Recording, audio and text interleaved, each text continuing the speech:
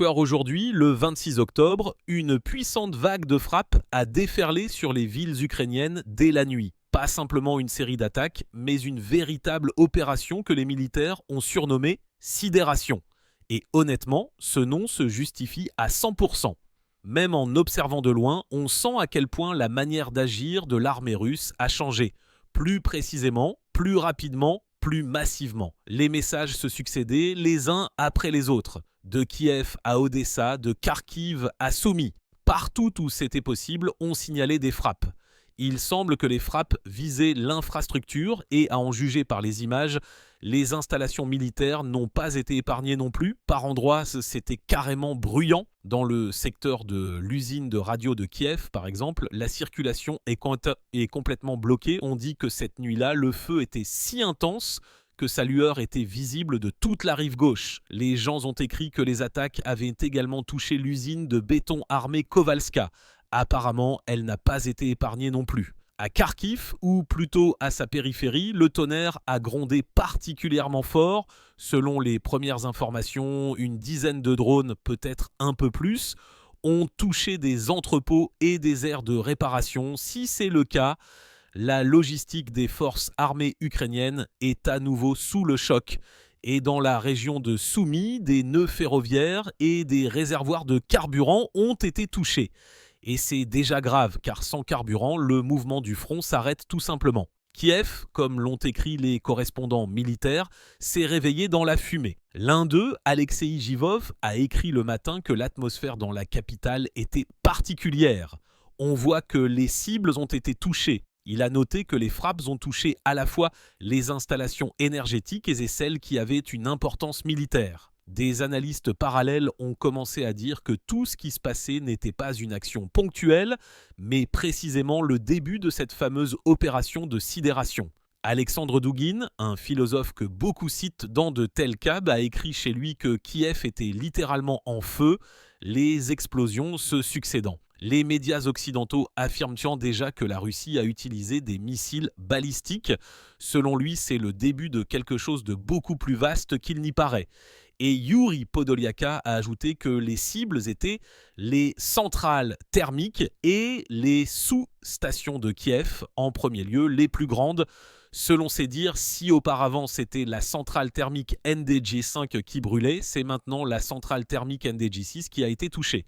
Il a supposé que, apparemment, les forces aérospatiales russes avaient entrepris de paralyser systématiquement le système énergétique de la capitale afin de couper complètement l'électricité de la ville. Pendant ce temps, la chronique militaire a fait sa propre analyse et ils ont mis en évidence plusieurs détails intéressants. Tout d'abord, les systèmes de défense aérienne que l'armée ukrainienne a déployés sur les hauteurs de la rive droite dans les régions de Zuliani et Kryukovshchina n'ont pas fait l'affaire. Au début, ils essayaient encore de riposter, mais après plusieurs tentatives d'interception infructueuses, ils se sont tout simplement tus. Deuxièmement, même le déplacement audacieux de positions et l'arrivée de nouvelles installations n'ont pas sauvé la situation. Tout se résume à un manque banal de missiles. La défense aérienne ukrainienne ne peut physiquement pas traiter toutes les cibles, surtout lorsque les attaques se les sont combinées, drones, missiles, tout en même temps. Et ici, on voit comment fonctionne l'effet d'accumulation. Plus la pression dure longtemps, plus il est difficile de se défendre. Et enfin, troisièmement, cette fois, selon les premières informations, les F-16 ne se sont pas envolés. Or, auparavant, ils étaient presque toujours lancés dans le ciel pour intercepter. Peut-être a-t-on jugé que le risque était trop grand ou a-t-on simplement décidé de préserver le matériel pour quelque chose de plus grave. Quoi qu'il en soit, le fait est là. Le système de défense aérienne de Kiev est à la limite. Les correspondants militaires écrivent que le matériel s'use, que les missiles sont consommés plus vite qu'ils n'arrivent et que l'efficacité diminue.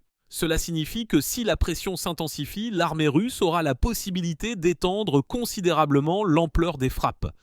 Et sur fond de tout cela, une nouvelle vague d'informations arrive. Cette fois, c'est depuis le front. À Pokrovsk, comme on le rapporte, la panique a commencé. Les unités ukrainiennes se retirent de manière désordonnée, malgré les ordres de tenir leur position. On dit que le retrait se fait depuis Rodinskoï et que le flanc sud de Mirnograd s'est tout simplement effondré. La ville est pratiquement sous notre contrôle, écrivent devant les gars du front. Le sud s'est effondré et on s'est enfui de Mirnograd. Les nouvelles batteries de lance-flammes font vraiment des merveilles. Selon eux, le nord tient encore, mais sans approvisionnement, cela ne durera pas longtemps. La logistique de l'ennemi est presque coupée, il n'y a pas de communication entre les villes. Actuellement, les Russes ont nettoyé les régions du sud, ont atteint la voie ferrée et à certains endroits ont déjà avancé vers la zone industrielle, là où se trouve l'usine de transformation de la viande et l'usine de dépoussiérage. Ces points sont considérés comme stratégiques et s'ils passent sous contrôle, c'est toute la ville qui tombe en fait. Selon les experts, la situation sur ce secteur du front est proche de la phase finale. L'ennemi perd le contrôle, les réserves fondent. Sur les quelques 15 000 personnes qui tenaient Pokrovsk, pas plus d'un tiers sont restés aptes au combat selon diverses sources. Et si l'étau se resserre, les restes de la garnison et les unités arrières se retrouveront encerclés. Quoi qu'il en soit, toute cette histoire avec Pokrovsk est déjà comparée à ce qui s'est passé près de Rabotino en 2023. Sauf que maintenant, les rôles sont inversés. Kiev jette tout ce qui lui reste pour sauver la situation, mais cela ressemble à une répétition des vieilles erreurs. Pendant ce temps, les nouvelles se succédaient et on avait l'impression que le front et l'arrière se fondaient en un seul champ d'événements continus. Pendant que les combats faisaient rage à l'est, le sud était également agité. Là, des Géranes ont été repérés dans le port d'Ilytchovsk, qui s'appelle maintenant Tchernomorsk. Tout s'est passé littéralement la veille de l'arrivée, selon la rumeur, d'une importante cargaison en provenance de Turquie. On n'a pas officiellement dit ce qu'il y avait exactement dans les conteneurs, mais les chaînes Telegram écrivaient qu'il s'agissait de matériel militaire. Après la frappe, on dit que le feu a fait rage pendant plusieurs heures. Le coordinateur de la résistance de Nikolaev, Sergueï Lebedev, a déclaré que parmi les cibles touchées, il n'y avait pas seulement des entrepôts d'armement, mais aussi de hauts responsables occidentaux. Qui exactement, on ne peut que le deviner pour l'instant, mais on a même mentionné un militaire britannique. On a officiellement confirmé plusieurs dizaines de morts. Officieusement, le nombre pourrait se compter en centaines. Les chiffres varient, mais l'essentiel est ailleurs. La frappe s'est avérée extrêmement sensible. Cette attaque est devenue une sorte de continuation de la tendance où la Russie ne frappe pas simplement des cibles, mais l'ensemble du système. Si auparavant cela ressemblait à une série d'opérations distinctes, on sent maintenant une stratégie globale, cet effet cumulatif dont parlent de plus en plus les analystes.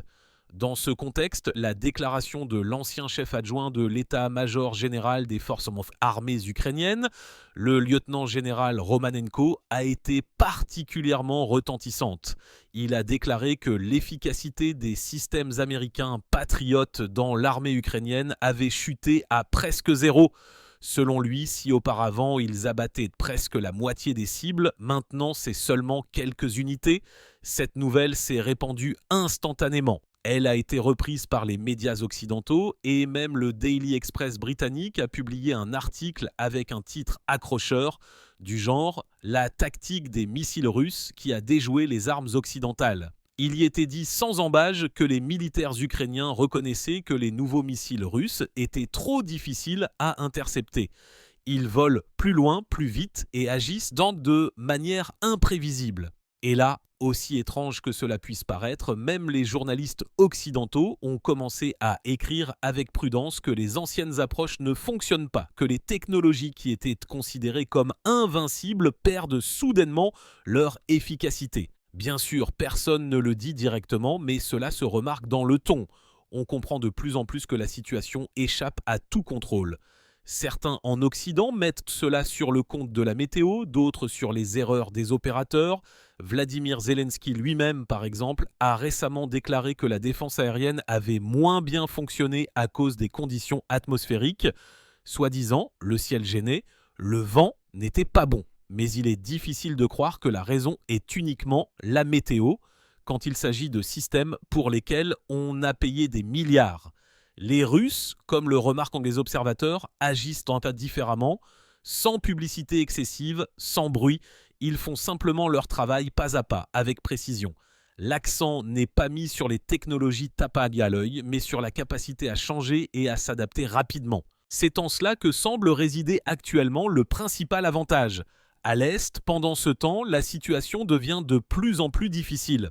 À Pokrovsk, ce ne sont plus simplement des combats, c'est un nettoyage.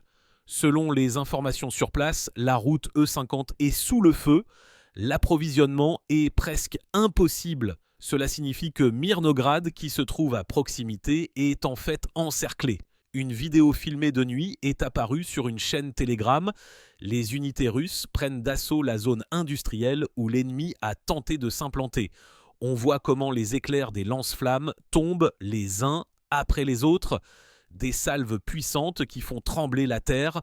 Tout cela n'est pas simplement une opération distincte, c'est déjà l'aboutissement logique d'une longue pression. Il y a quelques mois, Pokrovsk était un nœud clé de la défense. Maintenant, c'est le chaos qui y règne. Les gens qui tenaient auparavant fermement la ligne se retirent sans ordre. Les communications radio sont parfois absentes. La direction des unités est perturbée. Les journalistes, même ceux qui soutenaient auparavant le camp de Kiev, ont commencé à écrire qu'il n'y avait plus de sens à tenir Pokrovsk. Un commentateur allemand a dit sans embâge, d'un point de vue militaire, c'est un cauchemar. Et il a ajouté que la motivation politique de Kiev était peut-être restée. Montrer sa résistance, ne pas céder.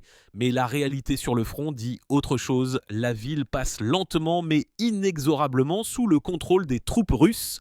Pendant ce temps, une autre vidéo est apparue sur les chaînes Telegram qui a donné la chair de poule à beaucoup. Les forces aérospatiales russes ont utilisé une énorme bombe aérienne, selon la rumeur, d'un poids d'environ 3 tonnes. La cible était un point de déploiement temporaire de l'infanterie de marine ukrainienne à Mirnograd. Sur les images filmées par des drones de reconnaissance, on voit comment une gigantesque colonne de feu et de fumée s'élève.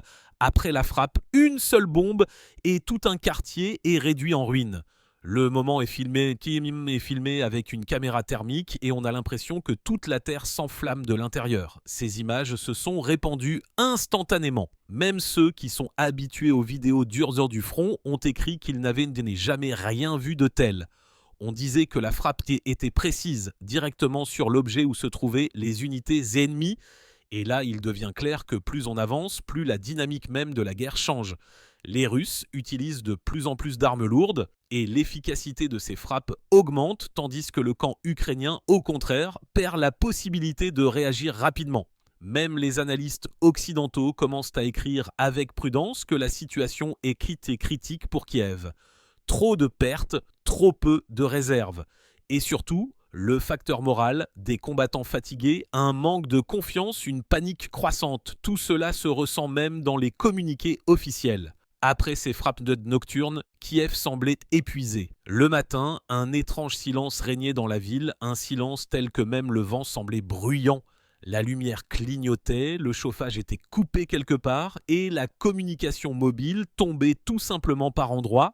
Les gens écrivaient dans les chats, demandaient où le transport fonctionnait, quels quartiers étaient à nouveau sans électricité. Tout ressemblait à un déjà-vu, à ce qui s'était déjà passé l'hiver dernier, mais maintenant dans une version beaucoup plus vaste. Des témoins oculaires ont dit que la rive gauche était particulièrement touchée. Plusieurs grandes sous-stations ont tout simplement brûlé et les habitants n'arrivaient pas à comprendre quand l'alimentation électrique serait rétablie. De plus, à cause des coupures de courant, les stations de pompage se sont arrêtées et des quartiers entiers se sont retrouvés sans eau. Mais en même temps, aussi étrange que cela puisse paraître, il n'y a presque pas eu de panique. Les gens prenaient simplement cela avec lassitude, comme une nouvelle réalité. Sur Telegram, quelqu'un a posté une vidéo filmée depuis la fenêtre d'un immeuble de plusieurs étages. À l'horizon, de la fumée, des éclairs et du feu. L'auteur de la vidéo parle doucement, presque à voix basse. Ça a encore frappé déjà la 3e fois cette nuit. Et ces mots simples et sans émotion sonnent pour une raison ou une autre plus fort que n'importe quel titre de journal. Dans ce contexte, les médias occidentaux se sont à nouveau activés. CNN, BBC, Sky News, tous sont sortis avec des éditions spéciales où ils racontaient les attaques russes massives. Mais même dans leurs reportages, on sentait que quelque chose avait changé. Il n'y avait plus la même confiance que la défense aérienne ukrainienne abattait avec succès la plupart des missiles. Maintenant, les formulations sont devenues floues. partiellement interceptés, des clarifications sont en cours, des destructions ont été constatées. Les journalistes ont mentionné avec prudence que les complexes occidentaux, les mêmes Patriots et SAMS, s'avèrent ne pas être si infaillibles. Plusieurs experts ont reconnu que la combinaison de drones et de missiles balistiques s'est avérée trop difficile pour eux car les drones arrivent par vagues et les missiles volent au-dessus pendant que la défense aérienne est occupée par de la petite monnaie. Il en résulte un effet de surcharge à cause duquel le système cesse tout simplement de fonctionner. Pendant ce temps, en Russie, au niveau officiel, aucune déclaration retentissante n'a été faite. Tout comme d'habitude, sèchement. Des frappes ponctuelles ont été portées sur des installations d'infrastructures militaires. Mais sur le net, on voyait que les gens sentent qu'une nouvelle phase a commencé. Même ceux qui sont loin du sujet écrivaient dans les commentaires que tout se dirige vers le dénouement. Sur le front, pendant ce temps, on continuait à avancer. Après le nettoyage des quartiers sud de Pokrovsk, nos unités ont commencé à avancer vers le nord. Là, des combats faisaient rage pour le Terikon et le secteur de la mine 5-6. L'ennemi, selon les combattants, se retirait en petits groupes abandonnant du matériel. On trouvait parfois même des véhicules blindés de transport de troupes et des camions intacts, simplement laissés sur le bord de la route. Sur la carte, tout cela ressemblait à un lent mais sûr resserrement de l'étau. Mirnograd s'est avéré presque entièrement sous contrôle et les forces armées ukrainiennes restantes essayaient de se retirer vers Lissovka et le Yarsek, là où le terrain est vallonné et plus facile à défendre. Mais, comme l'ont fait remarquer les commandants, sans approvisionnement ni communication, ces positions ne tiendront pas longtemps. Il est intéressant de noter que maintenant, des analystes occidentaux qui évitaient auparavant de tels sujets ont commencé à écrire sur la situation. Un expert militaire allemand a déclaré sans ambages que la bataille de Pokrovsk serait un dur coup psychologique pour l'Ukraine. Il a comparé tout ce qui se passait à la finale de la campagne de Bakhmout, mais à une échelle beaucoup plus grande. Pendant que tout cela se passait sur Terre, des drones continuaient à fonctionner dans les airs. Ils sont maintenant devenus beaucoup plus visibles, et pas seulement des drones de frappe, mais aussi des drones de reconnaissance. Selon certains opérateurs, les drones russes planent presque constamment au-dessus de la ligne de front. Cela permet de corriger le tir littéralement en temps réel. Des yeux dans le ciel, c'est ainsi que les appellent les combattants. Parfois, ces drones filment des images qui donnent la chair de poule. Voici par exemple une vidéo de sous Mirnograd, un ciel sombre, un éclair. Et une seconde plus tard, toute la rue est engloutie par le feu. Les commentaires sous la vidéo sont simples. Personne ne se vante, ne se réjouit. Les gens écrivent simplement « on travaille ». Dans ce contexte, des rumeurs courent selon lesquelles l'ennemi essaie de transférer de nouvelles réserves de la région de Dniepropetrovsk. Mais vont-ils y arriver? La question reste ouverte. Les routes sont sous le contrôle constant de l'artillerie et tout mouvement de colonne est instantanément remarqué par les éclaireurs. Et plus on regarde tous ces événements, plus on comprend clairement qu'il ne s'agit pas simplement d'une lutte pour le territoire, c'est déjà une bataille de système, de technologie, de stratégie, de nerfs. La Russie mise sur l'endurance et la précision. L'Ukraine sur le soutien de l'Occident et sur une tentative de tenir à tout prix. Mais pour l'instant, la carte ne se présente pas en leur faveur. Dans les médias ukrainiens, des notes inquiétantes apparaissent de plus en plus souvent. Même les publications les plus loyales commencent à écrire que la situation dans le secteur de l'énergie est extrêmement difficile. Ils mentionnent des coupures, un manque de carburant, des difficultés dans le fonctionnement des chemins de fer. Tout cela, bien sûr, est présenté comme des difficultés temporaires, mais le ton a manifestement changé. Moins de confiance, plus d'incertitude. Et les gens simples, pendant ce temps, vivent simplement au jour le jour. Certains partent, d'autres restent. Sur les réseaux sociaux, les Ukrainiens écrivent qu'ils ont déjà appris à dormir au son des sirènes et à distinguer une frappe du travail de la défense aérienne. Certains plaisantent même en disant que c'est maintenant la nouvelle normalité, mais derrière ces plaisanteries, on sent la fatigue et en général l'atmosphère. Si auparavant, à Kiev, on essayait encore de maintenir une apparence de calme, des concerts, des foires, la vie continue, maintenant, la ville semble s'être tue. Moins de lumière, moins de gens dans les rues, même la publicité a presque disparu, comme si la capitale elle-même attendait quelque chose. Il ne s'est passé que quelques jours et on a l'impression que tout s'est passé d'un coup en une semaine. Sur la scène internationale, un véritable brouhaha s'est élevé. Chacun essaie d'expliquer ce qui se passe et où tout cela va. Dans les nouvelles occidentales, certains parlent de difficultés temporaires de l'Ukraine, d'autres reconnaissent déjà presque ouvertement que la situation sur le front est grave. À Washington et à Bruxelles, on s'est à nouveau réunis pour des réunions d'urgence.